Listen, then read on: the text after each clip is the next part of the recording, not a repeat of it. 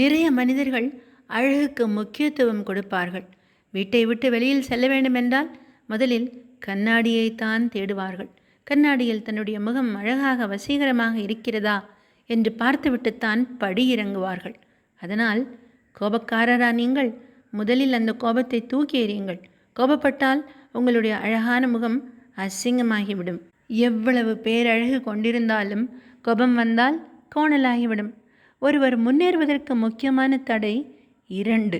ஒன்று கோபம், மற்றொன்று அகங்காரம்.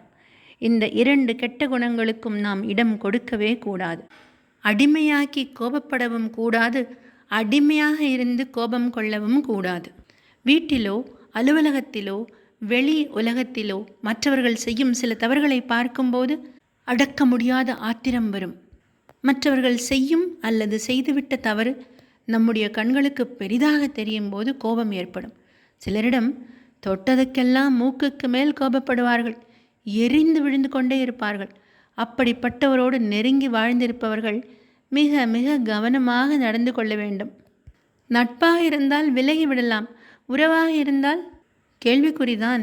ஹைப்பர் டென்ஷன் கண்டிப்பாக நம்முடைய ஆரோக்கியம் பாதிக்கப்படும். அதில் எந்த சந்தேகமும் இல்லை. இது நிதர்சனமான உண்மை. வார்த்தைகள் தடிக்கும், கண்மூடித்தனமாக அடிதடி ஏற்படும், கொலை கூட ஏற்படும். அடிக்கடி செய்திகளை பத்திரிகைகளில் படிக்கிறோமே. கோபிக்கிற ஒவ்வொரு நிமிடமும் மகிழ்ச்சியாயிருக்கின்ற ஒரு நிமிடத்தை இழக்கிறோம். கோபத்தாலே நமக்குத்தான் நஷ்டம். கோபம் வாயை திறக்கும், கண்களை மூடிவிடும்.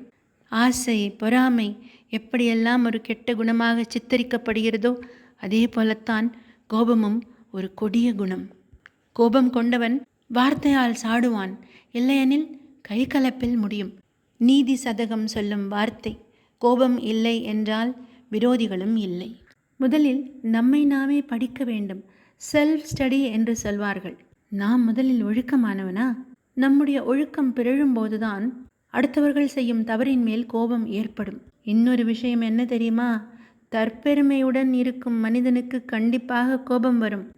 கோபம் ஒரு சாபம் என்ற சொல்லை முணுமுணுத்து கொண்டே இருந்தால் கோபம் உங்களை விட்டு ஓடிவிடும்.